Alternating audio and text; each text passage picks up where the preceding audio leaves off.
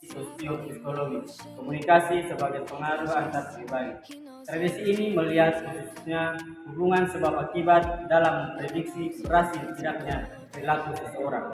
Dalam tradisi ini terdapat tiga teori, antara lain yang pertama teori perilaku, yang kedua teori kognitif, dan yang terakhir teori biologis.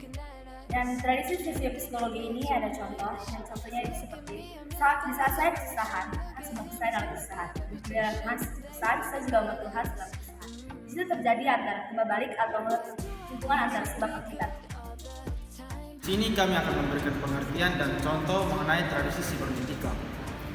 Tradisi sibernetika merupakan tradisi yang membahas mengenai suatu sistem yang kompleks di mana berbagai elemen yang terdapat di dalamnya saling berinteraksi dan saling mempengaruhi.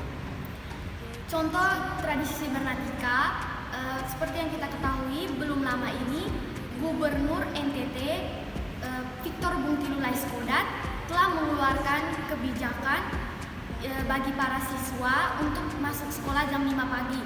Tentu saja kebijakan ini membuat pro dan kontra dari masyarakat, terkhususnya para orang tua siswa, karena tidak memikirkan kondisi latar belakang sosial dan ekonomi mereka. Sehingga bagaimana upaya pemerintah untuk bisa mengadakan kendaraan atau bus bagi para siswa agar memudahkan mereka untuk pergi ke sekolah. Kami berdua akan menjelaskan dan memberikan contoh terkait dengan tradisi retorika. Kata retorika sendiri sering dinilai negatif karena menunjukkan orang hanya mengungkapkan kata-kata kosong tanpa disertai dengan tindakan nyata. Retorika sendiri didefinisikan sebagai seni untuk membangun argumentasi dan seni berbicara di depan umum. Dalam perkembangannya, retorika juga mencakup proses untuk menyesuaikan ide dengan orang dan menyesuaikan orang dengan ide melalui isi pesan. Contoh dari retorika adalah ketika kita dalam satu organisasi ataupun perkumpulan, masing-masing dengan punya retorikanya sendiri. Contohnya ketika kita dalam berdiskusi, kita mengambil suatu argumentasi contohnya dengan pembuktian yang benar, sehingga punya data-data yang jelas, sehingga ketika berdiskusi tidak menjadi suatu persoalan. Terima kasih. Tradisi semiotika adalah kumpulan berita teori bagaimana tantangan merepresentasikan benda, ide, keadaan, situasi, perasaan, dan kondisi luar tanda itu sendiri. Contoh tradisi semiotika mengacungkan jempol kepada kawan kita yang berprestasi. Dalam hal ini, tanda mengacungkan jempol sebagai pujian dari saya, dan ini diakui seperti itu baik oleh saya maupun teman saya yang berprestasi. Maka disampaikan dari saya kepada teman saya yang berprestasi, maka komunikasi pun berlangsung. Sosiokultural. Pendekatan sosiokultural dalam teori komunikasi membahas bagaimana berbagai pengertian makna, norma, peran dan aturan yang ada bekerja dan saling berinteraksi dalam proses komunikasi. Terdapat tiga teori dalam tradisi sosiokultural. Yang pertama, teori interaksi simbolis. Yang kedua, teori konstruksi sosial. Dan yang terakhir, teori sosiolinguistik. Baik, di sini saya akan memberikan contoh kasus dalam teori sosiokultural, yaitu sejak masih kecil kita diajarkan nilai saling menghargai baik itu orang tua maupun dengan sesama. Oleh karena itu, nilai tersebut masih tetap dipertahankan hingga saat ini sebagai bentuk pewarisan budaya yang baik. Kritis adalah cara berpikir manusia untuk merespon seseorang dengan menganalisis fakta untuk membentuk suatu penilaian. Saya akan menjelaskan contoh tradisi. Contohnya adalah aku terkesan dengan penampilanmu, tetapi jika kamu lebih giat lagi, pasti kamu dapat lebih baik dari itu. Pengertian fenomenologi. Fenomenologi adalah penelitian tentang pengalaman dan bagaimana pengalaman tersebut membentuk sebuah kebiasaan. Pengalaman yang dimaksud adalah pengalaman subjektif. Penelitian ini kemudian mengarah kepada analisa kondisi kemungkinan, identitas, latar belakang, praktik, sosial, dan analisis bahasa. Contoh fenomenologi berdasarkan fenomena. Saya pernah dianggap untuk memandang suatu jelas saya adalah mahasiswa. Saya berbicara dengan kepercayaan sehingga pandangan saya kurang baik. Jadi saya adalah seorang psikiater mengenai hubungan pasangan. Ada 5 macam paradigma. Yang pertama, positivisme. Positivisme cenderung berkaitan dengan sains, yakni hitungan atau angka. Positivisme adalah paradigma yang meyakini ilmu pengetahuan yang baik.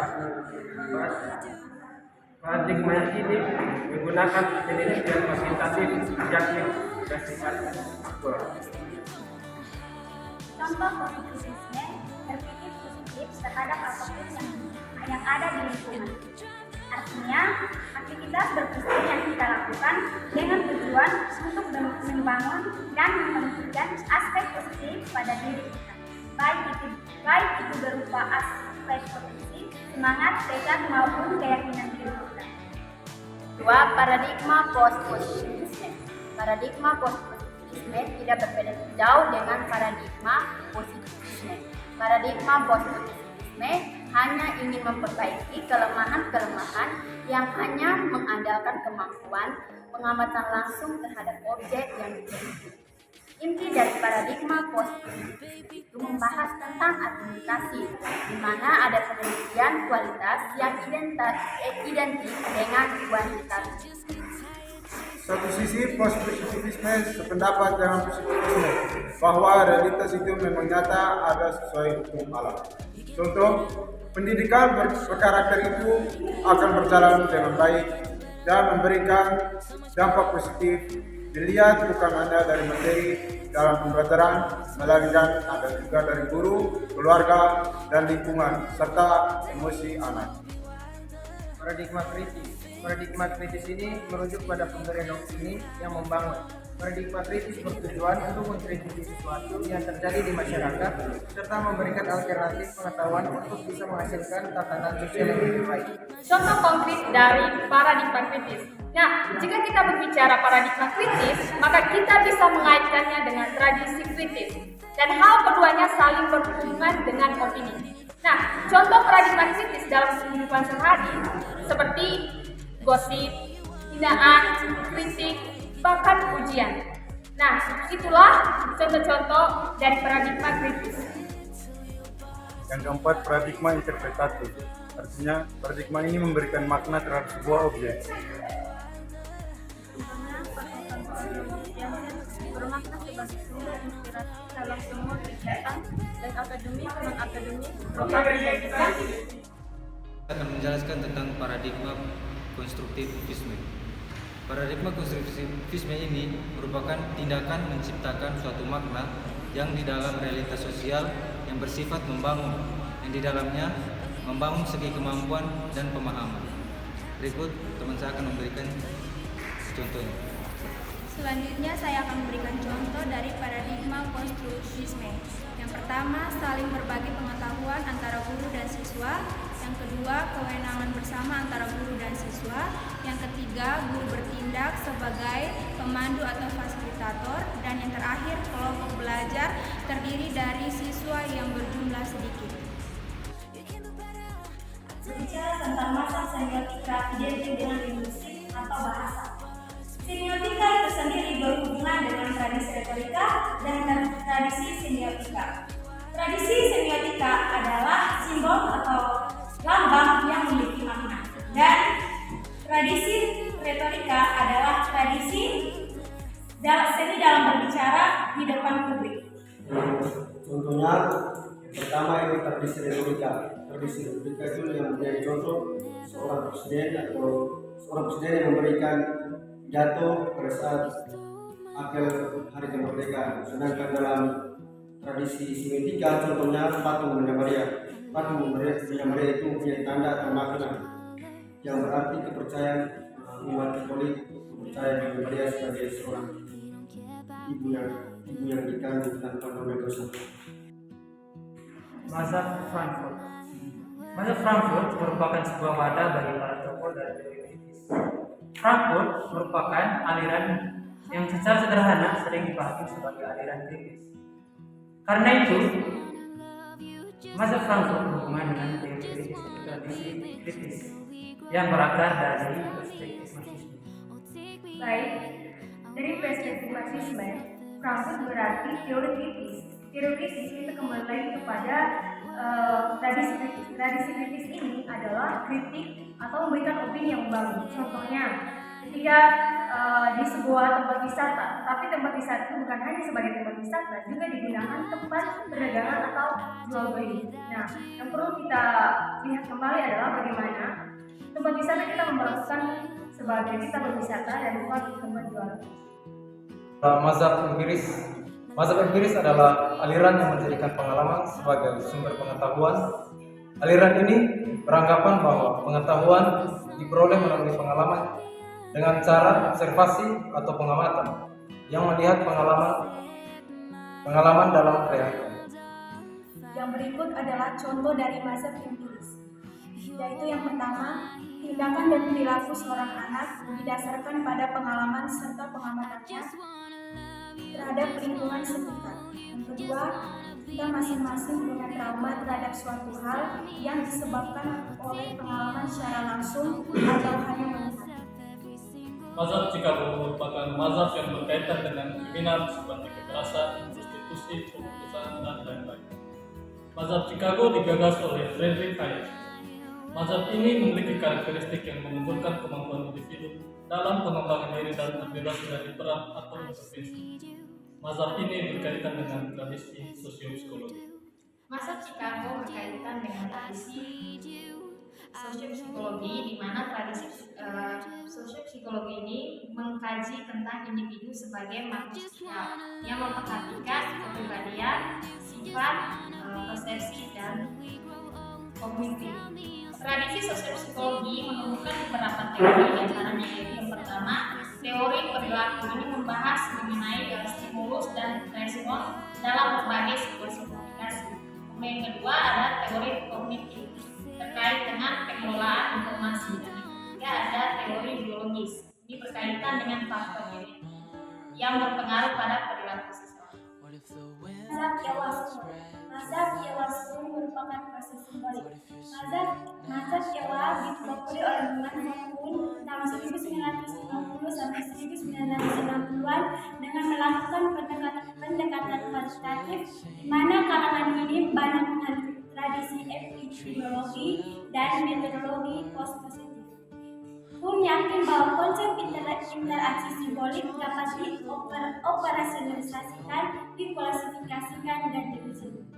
Mazhab Yawa menggambarkan beberapa cara pandang yang baru mengenai konsep diri, di mana Kun mengambil dua langkah cara pandang baru yang tidak terdapat pada teori sebelumnya, yaitu yang pertama, mempelajari konsep diri menjadi bentuk yang lebih konkret. Yang kedua, menggunakan riset kuantitatif yang pada akhirnya mengarah pada analisis mikroskopis. Metode ini dianggap lemah karena tidak menekan pada proses yang merupakan elemen penting dalam interaksi, sehingga muncullah aliran Yawa baru. Mazhab Yawa baru dipelopori oleh Charcot. Dalam pendekatan ini digunakan interaksi tingkah laku yang terkoordinir. Studi ini lebih maju karena menggunakan sederetan peristiwa yang direkam dengan rekaman video. Tipe ini lebih dilihat pada bagaimana interaksi ini dimulai dan bagaimana interaksi berakhir.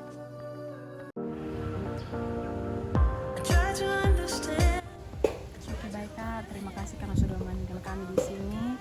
Sebelumnya kami juga mau tahu kakak ini dengan siapa, asalnya dari mana, dan kira-kira sudah berapa lama menjadi pedagang di lokasi tempat wisata ini Kak. Silakan Kak. Ya, kita punya nama Ayuna Julis, kita asal Kupang, dan beta usaha di sini. Beta hanya melanjutkan beta punya mama punya, jadi mungkin beta sekitar 10 tahun mungkin ada di sini. Tugas kami ialah mewawancarai pengunjung ataupun pedagang-pedagang di lokasi tempat wisata, dan di kelompok kami memilih salah satu lokasi tempat wisata yang ada di Kupang, yaitu Pantai Rasiana. Jadi di sini pertanyaan kami yang ingin kami tanyakan kepada kakak di sini, kami mendapat tugas tentang melihat fenomena apa saja yang terjadi di sekitar tempat wisata ini. Jadi pertanyaan pertama itu tentang apa yang pernah terjadi di tempat wisata ini sehingga menimbulkan dampak yang cukup besar mungkin untuk para pedagang atau para kakak sendiri atau negatif. Kakak lihat ini. Kejadian mungkin salah satu yang corona dong kakak, penyakit COVID atau apa tuh. Dari itu bikin katong karena lokasi tutup kakak, pariwisata itu tuh, jadi katong semua pedagang sini sudah ada yang jualan. Itu mempunyai dampak yang cukup besar. Iya, 2 tahun kok, berapa tahun kita jadi katong semua tutup sini, punya perekonomian tidak mau orang lain turun drastis yang. Dan biasanya kalau di Pantai Lasiana ini biasanya hari apa begitu kak yang paling rame? Paling banyak minggu. Dengan tanggal merah tuh paling rame ada tahun baru tanggal 1 Lasiana sudah Nafare tempat.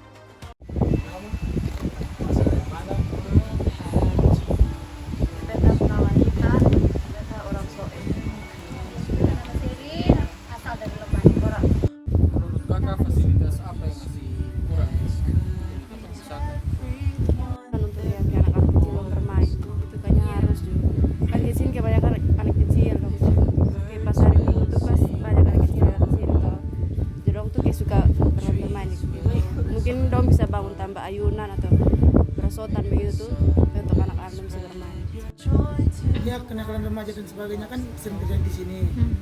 Menurut kakak apa tanggapan kakak dengan kejadian tersebut? Setiap tempat tuh kalau harus ada dia punya satpam begitu security untuk menjaga anak-anak yang kalau duduk kumpul, tahu tuh kalau udah laki-laki toh duduk kumpul mau ke 1 botol. Ini pengalaman kakak selama ini menjadi fotografer di sini tuh penghasilannya berapa sehari? Kita nih jarang foto. Ya, maksudnya kakak yang fotografer Yang lain penghasilan 1 hari paling berapa? tinggi Paling tinggi berapa? Ya tergantung sampai hari biasa bisa 50. Apa kakak dong lebih memilih untuk Pantai Lasiana sedangkan kayak tempat-tempat wisata yang lain? Banyak. Masih banyak nih. Karena banyak fotografer kita ada lagi. Oh, ada di muncul.